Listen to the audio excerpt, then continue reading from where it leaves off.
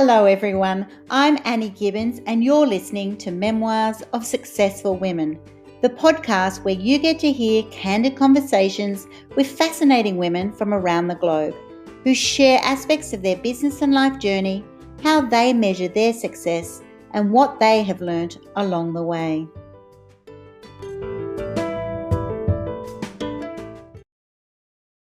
Well, hello and welcome to Memoirs of Successful Women. Today I'm introducing you to Elena Armijo, who has been a professional opera singer traveling the world for a good 10 years. She's performed at Lincoln Center, Carnegie Hall, amazing gifts and talents in that sector. And then today we're going to be talking about her journey to become an executive leadership coach and her passion for women to be able to be at the table that they want to dine at, professionally, and being able to, how do we get it all? How do we actually get those positions that we should be in, have earned and desire, while supporting our own needs also as women? How do we make that happen? So I'm going to let Elena share with you today. So welcome to the program, Elena. Yeah, thank you so much, Annie, for having me. I'm so excited to be with you. It's such a joy. I'm really excited about this topic because during COVID, it has been an extremely challenging time for women. While we've been spending the last few years really trying to make sure that we increase the opportunity for women to be on boards, in senior professional roles, and I know that this is your area of expertise, it's also been a time of great challenge for women, particularly because when you're homeschooling children and the world sort of suddenly changes, you're the first one to get that negative hit as well. And so talk me through, first of all, what's your main passion and desire in this area for women to be able to have an environment that fosters and supports them being in these positions? Oh, I love the way you phrase that, because my main passion and desire, that's delicious. When I think about women being overly supported in a way that we never have before, what I envision is being able to have real authentic conversations about what support actually looks like. And I think that's a place I would start is, maybe before COVID. I like to say COVID exposed all the things we were unwilling to talk about in the world. And that's a little bit different for each person, but for women in particular, I think there was always a lot of taboo things where you couldn't say what kind of support you needed, or you had all these limiting beliefs about not being ahead of the curve or on the same path as potentially men or counterparts. And so for me, it starts like with people being able to own what they truly need. And that's going to be different for each woman. Even that is a different conversation. But in a dream world, it's, you're able to come to your employer or your company and say, hey, listen, this is what I need.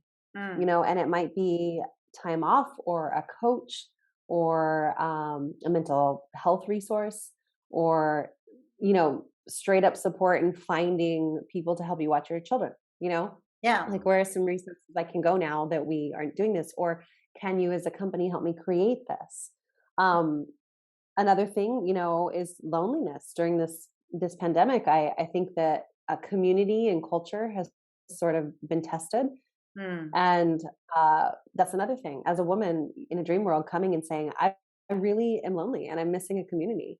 And I want to create that here. And this is my vision for that. Right. So I know it's a little bit of a long answer, but it's sort of, we would be able to ask for what we need.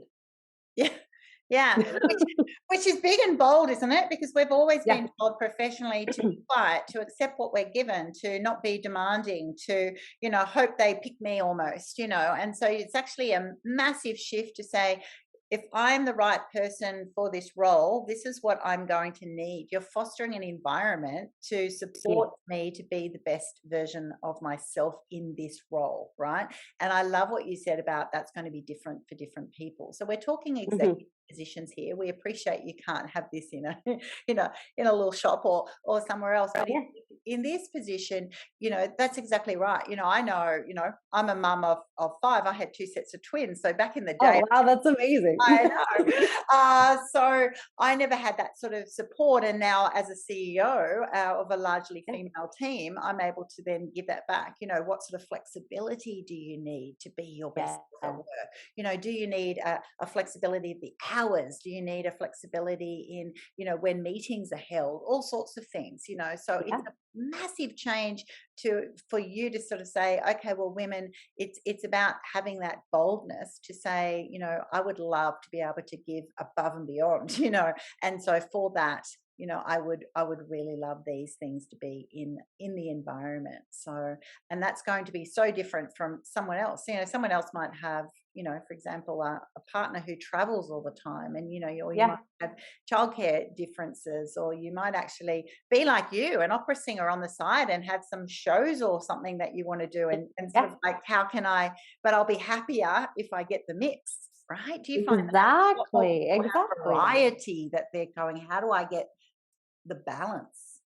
Exactly. And what a different mindset, right? Because in the past, I think the way some companies are built or employers think is, how can I make this equal for all, right?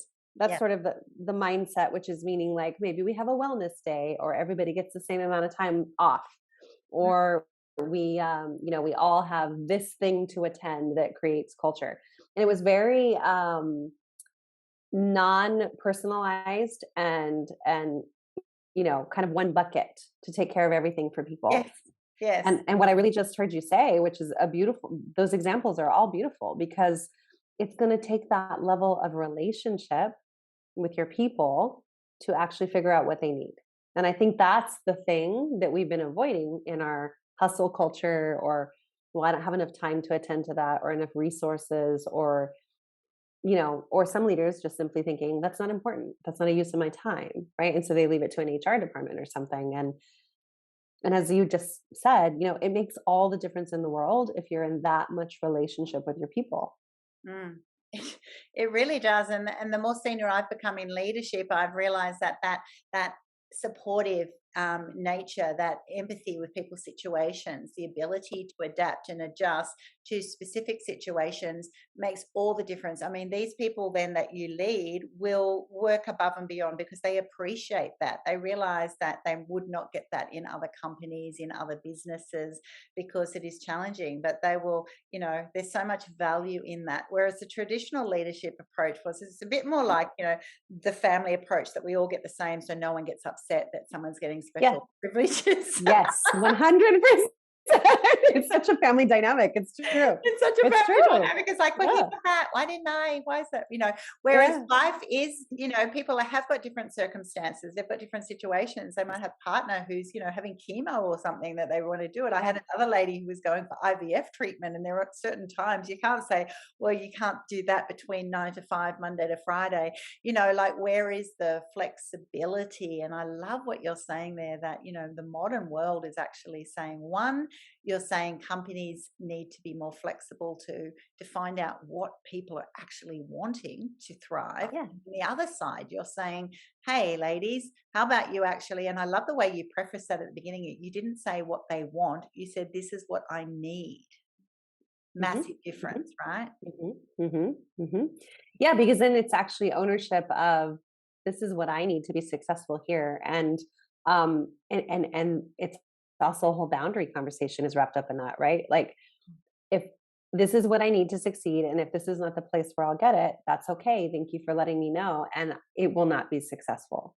Like, I won't be successful here, right?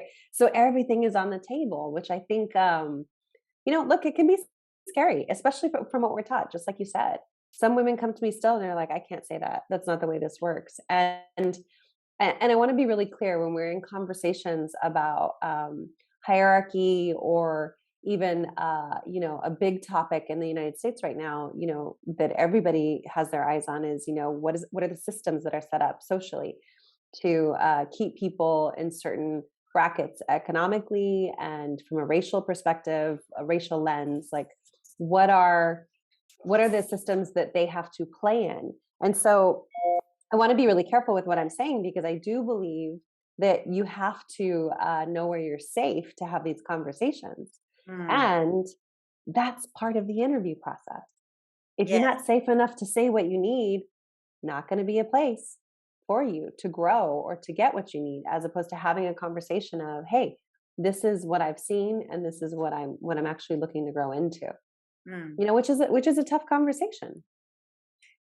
It is a tough conversation, because suddenly the fear, all of your reservations, it exposes you, right? It suddenly makes you go, oh my gosh, if I'm totally honest with them, will they still want me? Will they still value me? And so you're actually saying, when you understand your and have confidence in your worth, then it's Mhm. okay to sort of say, well, this is what I'm going to need in this situation, and we are going to get above and beyond results. That we'll be very happy. I mean, I do that in my Yeah. role. For example, I'm the CEO of an eye health charity, and then I also Mhm. business Mhm. business coach as well. And so being able to have that flexibility, but I'm happier if I have the flexibility to be able to do things like interviewing you today. Yeah. Then I will work better at my own role. Whereas if I didn't have that flexibility, I probably would resent that and eventually leave, or find somewhere else that gave me that, the balance that was right for me. And that's right.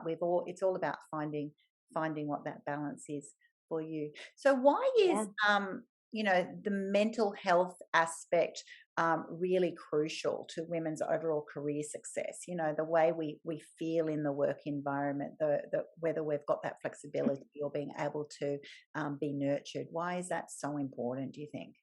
Oh my gosh, I could speak on this for hours. I'm so excited about this, because I think for the first time the world is ready to have real conversations about what mental health is and how we take care of ourselves. And I want to be clear, I don't think this is just a conversation for women, but I think women are more open to the conversation easily, Yeah. in a different way than maybe men are. Although I'm seeing a lot more men open up to this. And um, I I believe that if you are taking care of yourself from a holistic lens, so what does that actually mean?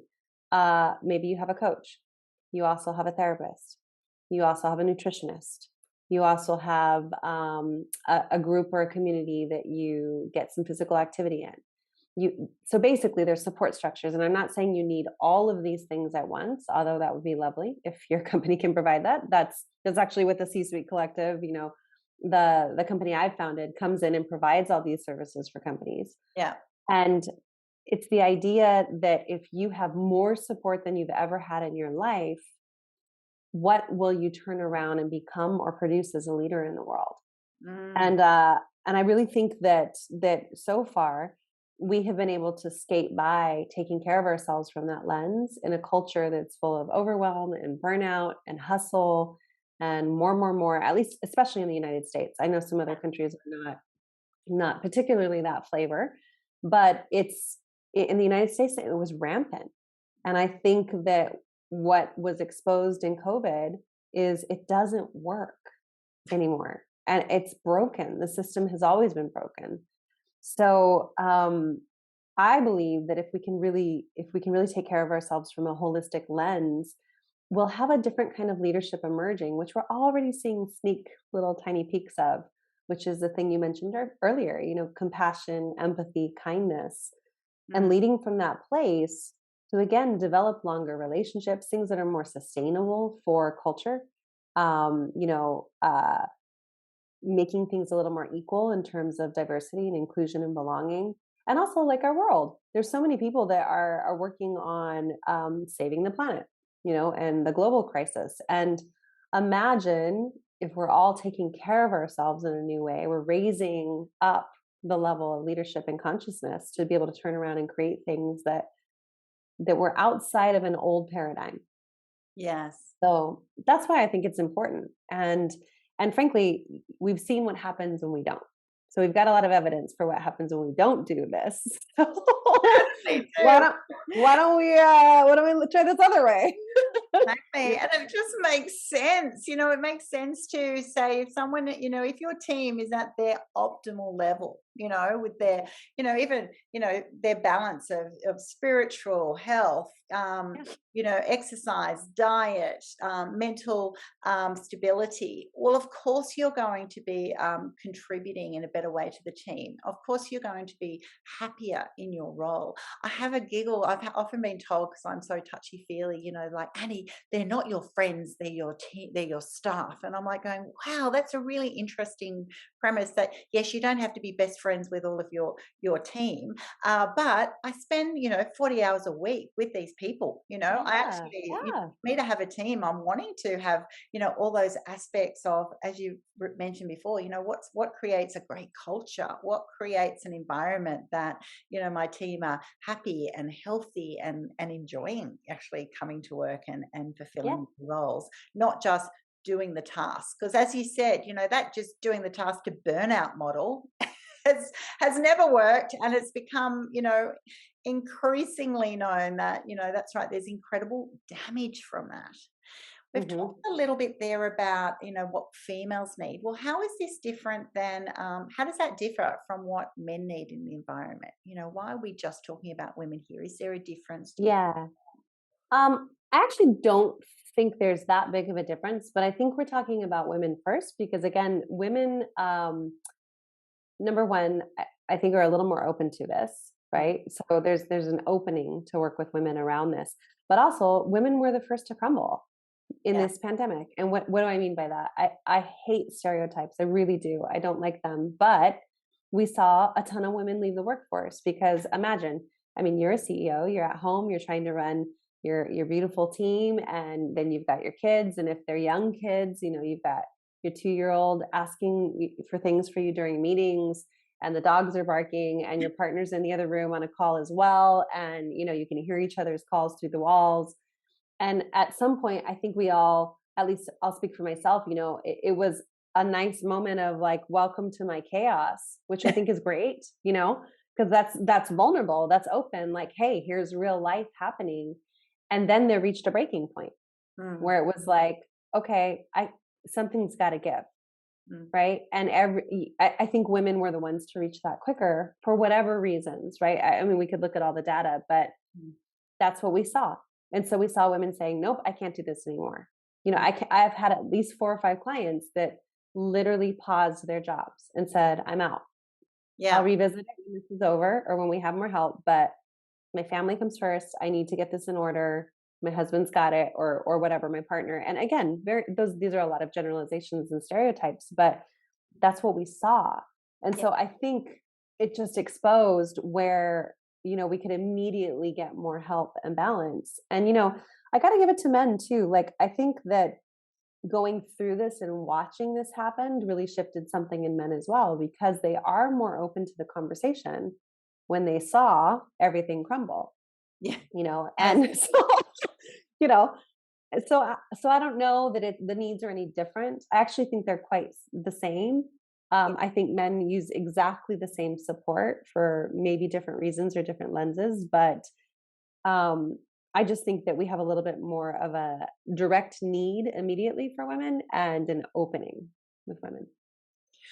I love the way you've explained that, because there's actually, I totally agree. I think you've got the same needs. If you're both in a professional role, you've got the same needs to be able to, use your skill set, earn an income, you know, contribute in the ways that you do. So there is, I think, equal need. It's just this default that who's the first to sacrifice, and Yeah, there is a whether it's a cultural, a historical view on, okay, if we've got the kiddies at home, who's automatically going to go, okay, well, one of us has to shift. So instead of that premise of, okay, how do we both go to our employers and try and work out some flexibility to get through this challenging time and maybe do tag teaming and work it all out, there has, and we're not stereotyping, because the statistics have shown that, so many, tens of thousands of women have, yeah, in around yeah, the globe have actually been the first ones to go, okay, I'll do the kids, I'll either resign from my role or pause it for a while. And I think that that is the reason why we're having this conversation, because we need to do it better moving on. And well done Yeah. to the men. They're like going, okay, this Yeah. isn't working. I need to actually go, right, this is a challenging time. This is what I need. They're better at actually just going and saying, like, having that honest conversation of, this is Yeah. what I need in this situation.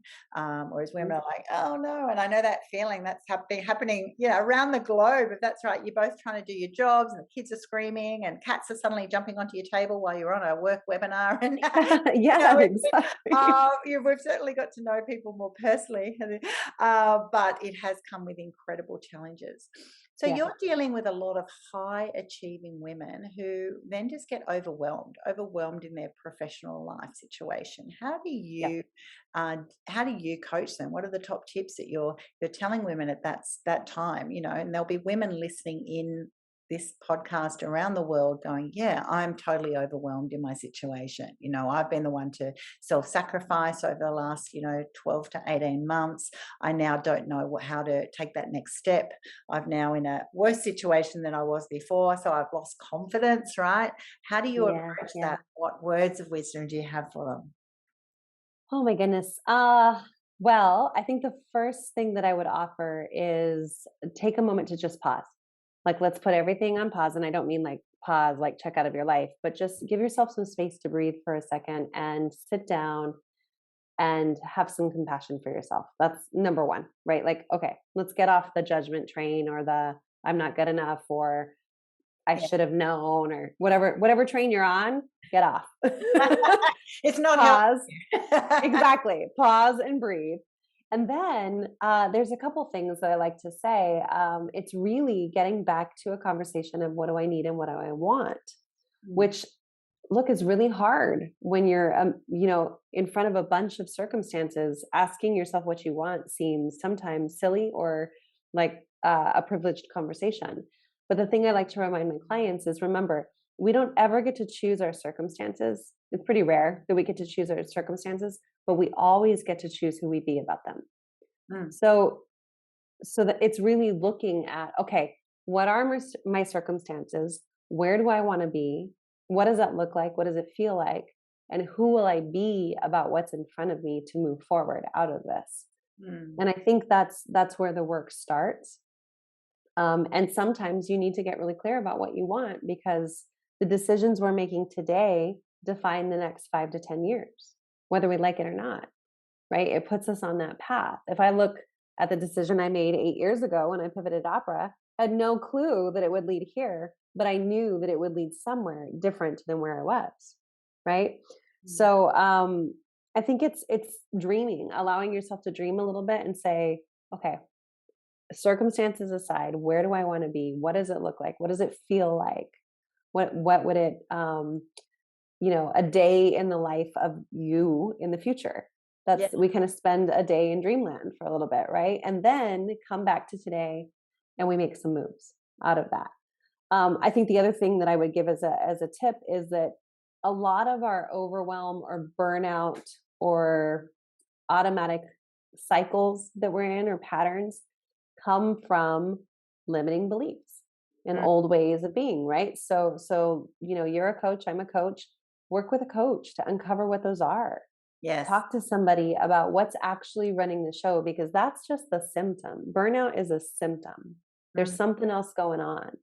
And so we gotta look under that stone and say, okay, we know what's happening, but what's driving this? And quite often it's some version of, I need to prove something to the world, or I must take care of this from a responsibility, burdensome guilt shoulder place, or I'm not good enough. I'm not good enough.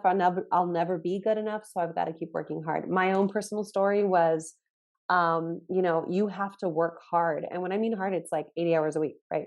You have to work your butt off to be safe, loved, and successful, which was such a damaging story to me, right? I built an entire career off of that, which I've seen many women do, right? Because we're so strong, Absolutely. And it's never enough, right? Even when you're doing 80 hours, enough. it's never enough when you have that view of, yourself and what is required. Exactly. So those are some places I would start. Oh, I love that. And I was going to ask you that for your next question. Well, what drove you from that career as an opera singer? I mean, it's just such an interesting path, really. So you've spent a decade traveling the world, being Yeah. an opera singer. And then for some reason, I always love looking at the core driver to make someone step into, to being a leadership coach and trying to get this Mhm. balance for women and being able for them to achieve it. So is that exactly it? Did we tap on it there that it's because you realized that you were just putting in ridiculous, you weren't happy, you were happy Yeah. doing what you love, but you weren't happy the way you were doing it. You weren't happy with the feelings that it resulted in, of just being exhausted, over, never satisfied in who you were. Yeah, What 100, was it for you? 100%. Yeah. 100%. It was all of that, and I look at the journey and I think, when I first started with music, my parents will tell you I was a little girl that would stand around with a hairbrush and sing to the TV, like Yeah. that picture that you see of kids. I loved music. I loved it so much. And I think that combined with my limiting belief in my story, which, as kids, we watch what's happening in front of us and we make up a story about it. Yeah. My parents certainly didn't want to teach me that story. And I made up that story. And so that became the thing that drove everything forward. And unfortunately, what that meant is, I would go to school and people would say, "You're a great singer. You should keep singing." Hmm. And so I would listen, okay, I'm good at this. So I'll keep doing this. And I did my undergrad that way. I did my master's that way. I moved to New York that way. I did all the audition path and the young artist programs that way. So it just kept going. The cycle kept continuing. And eventually there was a moment where I had just gotten done with a gig and I was walking home like in the snow, a very dreary story like you hear people say. And I got home and I was like, I am miserable. Like I just had a great gig. By all means, and accounts, I should be happy. There are millions of singers who would trade places with me in a heartbeat for the life that I'm living. Mhm. And I was lonely and depressed, and I missed, a really important birthday party back home with my family. And I think it was on like my third failed relationship at that point. And I just realized like this is not what I want. And I've told myself I want this and I feel guilty that I don't want it. So I had to work through all of that. Mm. And I hired a coach myself. If I found somebody who wanted to support me in that conversation. And I never anticipated that I'd fall in love with coaching the Mm. way that I did, but I fell in love with it. And for the first time I knew like, okay, this I will do as a business. I see Yeah. how I really love this. And music has always wanted to be something for fun. And I'm going to allow myself to have that be for fun instead of something that I make a career out of. And that took a lot of work to get there and to uncover all those limiting beliefs. And um, I'm so grateful for it because now I can enjoy everything from a different lens. And I often ask myself, like if I had known what I know now and I went back into that career, it probably would have gone differently. Yeah, Right. Like, and I exactly. Yes. yeah, and I think a lot of people like blame the career, and I certainly don't feel that way. Like I don't think opera is a terrible career that you're always going to be lonely and on the road. No, I created it that way, Mm. right? So now that I know what I know, I think I really I love supporting singers. I love there's some of my pro bono work that I do in the world is around artists and musicians where I'm like, you can have a different experience. It's just we got to uncover again what's under that stone. Mm. Mm. So what would you have done differently now if you went back to your, 20, 30-year-old self? What would you do differently to stay in that career? So there's people who you've gone and made it become Yeah. a coach, but if you actually go, you know what, I do love opera. I am a great singer. I've got opportunities that people would dream of. So you are living the dream. It's just that you had issues with the way the dream was sort of unfolding and your Yeah. your choices to let or lack of choice actually to let those limiting Yeah. beliefs sort of sabotage your situation. What for those people who are listening in and going, yeah, it's crazy, like everyone else says I should be so happy, I actually Yeah. am living the dream, but I'm not. I'm lonely, and those feelings that you had, it just feels like it's just not working. So what would you have done differently if you had the mindset of today? You know what's so funny? I would do exactly what we've already talked about. Hmm. I would start with those steps that we just said. I would go back and I would tell myself or those people in this position, I would say, let's slow down. Let's Yeah. start with what you want. Let's ask for what you want. Let's have authentic, real conversations. Because there's so many conversations that I was unwilling to have because I was afraid, Mm, right? I was afraid of the stigma, or I was afraid of, and some of it was based in things like scarcity, right? Like, well, I got to take that contract, even though I hate this role and I don't like singing it yeah. and I don't like the people I'm working with. I need a paycheck, right? Which is fundamentally a scarcity mindset. And if Mm, I knew what I know now, I would know that I could have created things that I really enjoyed doing and made money at them. That's totally possible. But mm. it takes nerve and courage, Ah, right? To be able to say no to the things you don't like or the people that you disagree with on stage. If mhm. you're a woman with a male conductor who's, being really disrespectful or rude to you, saying, "Hey, that's not appropriate, and I'm actually not going to perform like this." Mm. Right? Like that. Nobody did that. So I would tell myself that, and I do tell people that are still in the industry the same thing I give to all my C-suites. All my ladies that are in C-suites is, it takes you owning what you want and being bold about what you need. Exactly, exactly.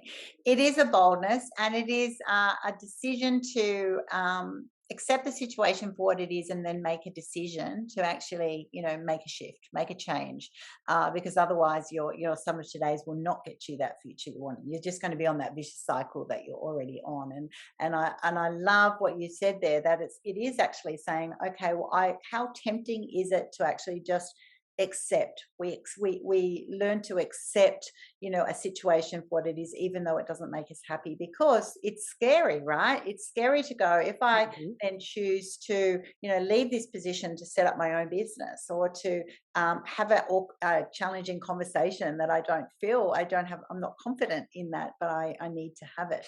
Those mhm, moments which cause real blockages, right? But they can be mhm. moments in your life that, had you taken them, had you backed yourself, and if you don't have that power, self empowerment yet, to link up with a coach, or be supported by a tribe to be able to do that, that changes your world. You suddenly get Yeah, yeah. situation going, oh my gosh, like now you can get it all, because you Mhm. created the way that works for you, you know. Exactly. On your terms, right? And with support, not Yeah. doing it alone. And we all need support. So those of you who are out Everyone. there listening in and going, "Oh my gosh, yeah, I do feel really lonely, and it's so hard doing it all yourself, and I'm just suffering here." There are tribes of, particularly women's groups, my group, Elena's Mhm, group. mhm. There are so many of people out there who go, "Hey, we'll be your support crew." And the best thing is, obviously, from our perspective, having a mentor, having a coach, having a tribe of people around you to support you, to give you that, you know, boldness, to give you that little Yes. push. Sometimes it's just a push, Yeah. right? It's like, you It's suddenly, a it push. just feels like you're just going, I'm gonna jump off something, and I go, oh no, oh no, or the handbrakes go on because of that self-protective mechanism. And it's like, no, sometimes you just need a little push. And then go, Yeah, exactly. gonna happen. You're not gonna die. Right, right. And people are amazed by how quick it goes when they do give themselves support, right? Yes. Like I remember being so surprised.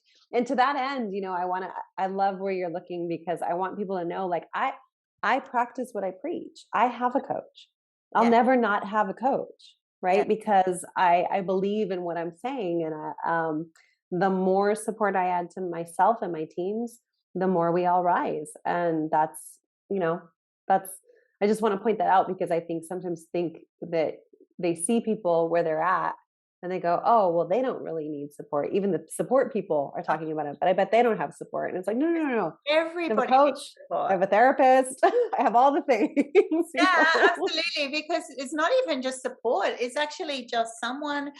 Everyone, I believe, needs someone who's just done a few steps before you, and in an Mhm. area that they actually know what they're talking about.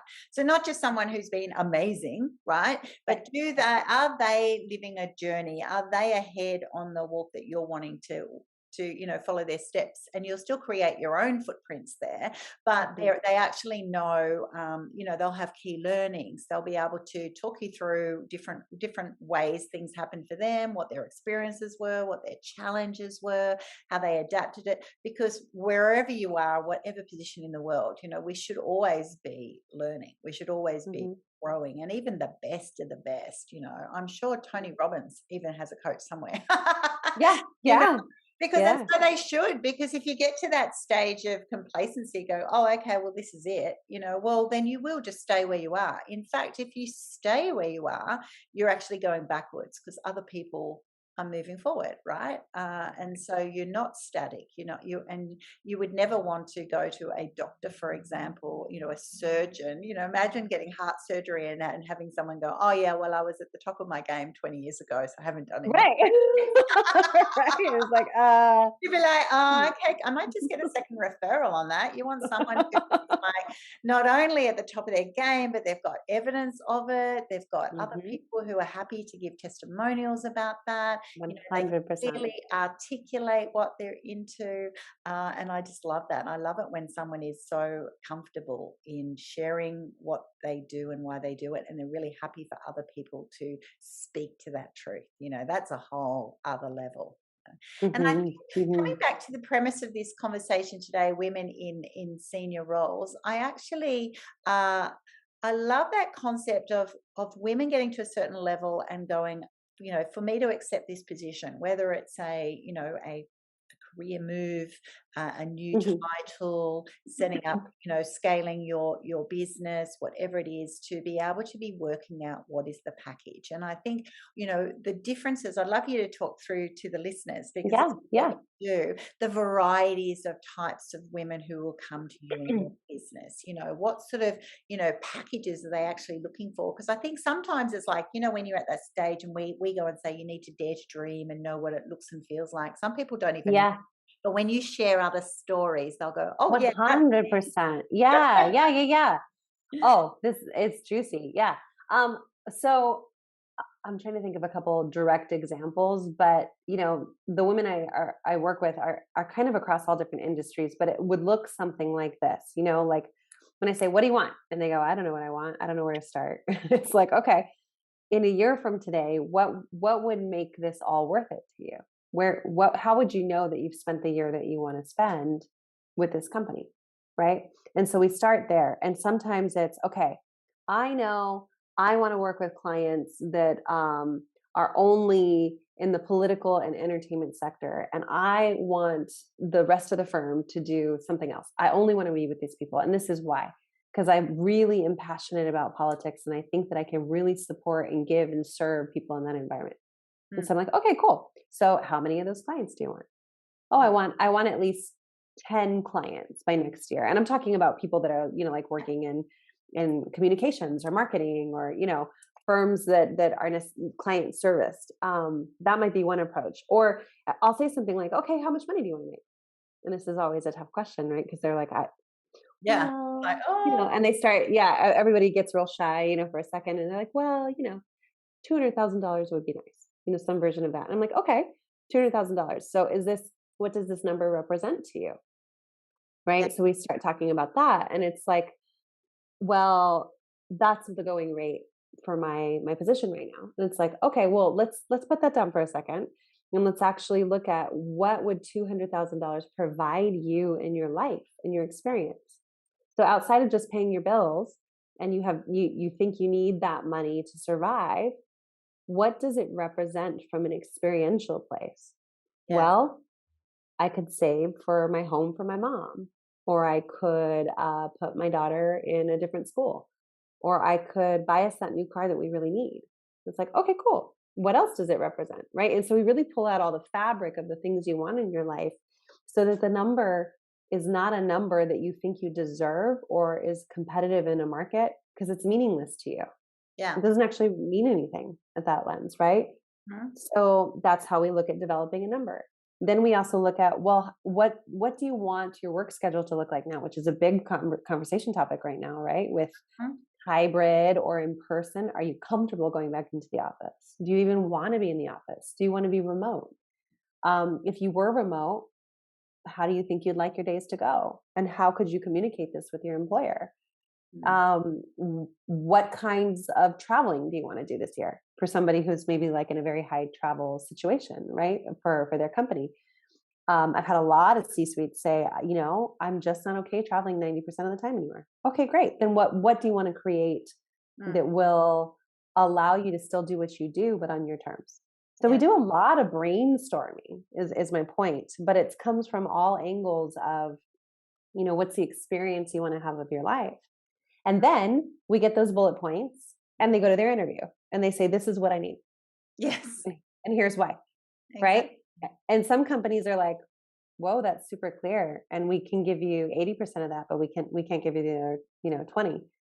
And then we come back to the table and we go, okay, so what do you think about that? What would that cost you if you give up your 20? Yes. Or is it a non-negotiable? You know, and no, I really need this thing. Okay, great. Are you willing to move on? Let's go talk to somebody else then. Yeah. Right. But it's a continual process of owning what you need, checking in with yourself, and then believing that it's possible to go find that. I think that's, you know, kind of a mini example of what it might look like. Yeah, I love that example, because that's it. At the end of the day, it's not the 200,000, because the 200,000 is just, you know, okay, well, that's what that role pays. It's, you know, you can then earn that and then still have all these other areas of your life that are chaotic, you know, aren't happy, aren't fulfilling, whatever. Whereas when you actually paint the picture of what you actually, you know, that's what I do. I teach people on where they are, they dream to be. And so it is all about the dream. Well, what does that dream absolutely look like? And it will look so different, you know. So for some people, that 20%, you know, some things might be negotiable. It's a bit like when you go for a house, can you get 100% of the features that you're wanting? Exactly. Sometimes you go, okay, well, that kitchen wasn't negotiable, and that, you know, that bathroom, but I suppose the laundry, you know, wasn't quite what I was thinking, but I'm happy to settle, you know, like, so at this stage, so we will definitely compromise, but some things are not negotiable, you know. So for some people it might be just to be able to have, all I need is, you know, in this whole package, I still need the flexibility to be make sure that every time one of my kids has a school event, I can go, you know. That's me. I do not want to, because I'll have that moment. I think I heard you say before, you know, you missed something, and I was like that. I had a real moment when I had to go to, I thought I had to go to Singapore for, you know, for a meeting, and I missed my daughter's graduation. And I remember this story, like, I just can't do it. I have to do this thing. And then now, you know, like within a year or two later, I went, why did I have to go? You know, like, what is more important? So for me, that was a not negotiable. I still cry over it, you know. Oh, I know. Listen, we all have that. I'm telling you. Worst mum ever. Like, I just feel sick about it. I'm like, what could have been more important? I just cannot believe it. And so for me, I hadn't done that what is not negotiable thing, you're right. And then I had to live and breathe it. And I'm sitting in Singapore going, I can't believe nothing's more important than this, you know, like, what was I thinking? You can't get it back. So, you know, you can't kill yourself over things, but you can certainly create a picture and go, okay, that to me is not negotiable. If I have, you know, and even now I'm a grandma. I've got like a little nearly 4-year-old granddaughter, and I've got a new little bub, and I'm like going, okay, well, I actually have to have, whenever they have a special day, like in the future, I'm going to every single one of them. So I have to have a work environment that's possible. And I also, even if someone schedules something, I'll go and say, oh, unfortunately, I'm actually book that time. Like, I actually make it, you know, and that's a different way of, you know, I coach with people to actually, well, what's in your diary? Is your not negotiable in the diary ahead of those other decisions, and having the boldness to move. How often do many other people, you know, go and say, oh, that's not going to work for me because I've already got something, you know, they'll claim it. And 99% of the time people go, oh, okay, yeah, no worries. We can work around that. It's amazing. Exactly. And it's not even a question. They're like, okay, cool, you're busy. And it's like, and we think it's such a big thing. I couldn't possibly tell them, for all these reasons that are just in our head. It's the what if. They're not going to agree with it. Who's to say? You know, at least, you know, ask them. One, ask, and then two, know what you're going to accept. What's a breaker and what's not a breaker. And that's why I just love the work that you're doing, Elena, because it's so important having these conversations with people, and they will just, it really does. It puts you on a whole new trajectory once you get this clarity. It's a clarity around, you know, then you know the look and feel.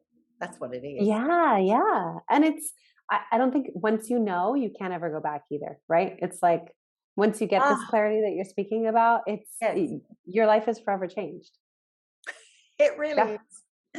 It does, because yeah, that's right. It's like I used to be like that. Whereas, it'll be exactly, the listeners will hear my tone of like, I'm never missing one of those meetings, one of those events again. Yeah. Because it was because I felt the pain, I felt the lack, I felt the sadness that I'd made a choice, Mm. and for me that was a bigger choice. Someone else was like, yeah, I can miss those, but they'll have a different, priority point. And there is no competition, there is no standards. It's what's right for you in your situation. And we've all got different situations, support systems, expectations of ourselves, desires of things that we want to achieve. And sometimes there is, if you're Mhm. coaching athletes, for example, if they've got to do certain things to get to an Olympic Games or something else, then they Mhm. might have to sacrifice for a period of time and go, I know it, I've thought it through, and I have to own that and the consequences of that, but I will still achieve my goal. And there's nothing wrong with that either. It's about Mhm. it's that it's just making choices that suit you well, right? That Yeah, serve you well in your situation. exactly. So tell the listeners about the C-Suite Collective then. How can they find you? What will they receive when they reach out to you, Elena? Yeah, well, the C-Suite Collective, so we're launching November 1st. So you can go to the csuitecollective.com, and it does have a hyphen in it, the C-suite. And basically, we are a big platform of a lot of the same people that believe in what we just spoke about, that believe in changing the conversation of how support goes in the world. We have about 15 executive coaches on staff that are extremely well trained and all have their own different niches and various ways of working with people, and are committed to changing cultures and changing the conversation about how inclusion and belonging go. And then we've also got a bunch of practitioners. We've got a sound healer, a Reiki therapist, an herbalist, a sleep consultant, a meditation specialist, a breathwork specialist, a physical trainer, who is, again, all of the same mind frame of support and healing are part of this conversation of creating culture Mm. and having things become more equitable with people. So that's what you're going to get when you reach out. And, if you are an individual, we've got a home for you. If you're a company, we've got a home for you. Our stand is that everybody gets served and we find a place for you. If we're not it, we have tons of recommendations for you. And really just opening the doors, to having more people have access to this work, but from a wider lens than we've been talking about it. Yeah, I love that. That is Right. just so broad. There's just so much value in the service that you're providing. So, everybody go to the C-Suite Collective, check it out. Definitely reach out to Elena, and she's not just her; it's the we behind that. It's her learnings, her training, but she's also got a massive team, which is just really holistic. And so, well done you. That Mhm. just gives people so much extra value. So let's finish Thank our you. conversation today by you sharing. Well, what does it mean to be a successful woman? For you, how would you describe success on your terms? Oh my gosh. Success on my terms is I am the living, breathing dream of my ancestors before me, who always wanted to have, basically you hear this phrase often, we stand on the shoulders of our ancestors and what they've built, and I feel that way. They worked hard to get me to where I am, to be able to have the access that I have. And my biggest success and legacy that I could ever do as a successful woman and entrepreneur and founder in the world is to create the next generation's leg up, you Mm. know, to be the thing that somebody else stands on my shoulders for what's next. So that's success to me, and changing the conversation, like we've been saying, around race and social justice and belonging and access. I think these are conversations we'll be in forever as humans, and to just move the needle forward for the next generation is that's my time here will be well spent if I've done that. I think your time here will be very well spent. You're certainly a legacy maker. You've got incredible, drivers behind you of making the world a better place and having that sort of framework of, I want to be moving ahead. That's right. Even from that, I love that because I feel like that with my grandmas of, what sort of times that they had, challenges that they had to get, themselves as women in the positions they were having. And it's just like, wow, we need to, continue to build on that, to make it the world a better, stronger place with more diversity, inclusion, all those opportunities. So I think you've just framed that so wonderfully. Thank you so much for joining me on my program today. I wish you all the best with the launch Thank you. business and all your future success. Thank you, Annie. Thank you. You're so special. Thank you for having me.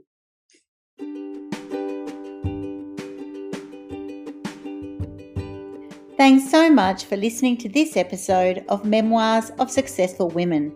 You can find me at anniegibbins.com, where you can download my free resources, get connected on social, and check out my online magic transformation program. If you love this show, feel free to subscribe to future episodes and, of course, share it with your friends. I'll see you again soon, and until then, happy podcasting.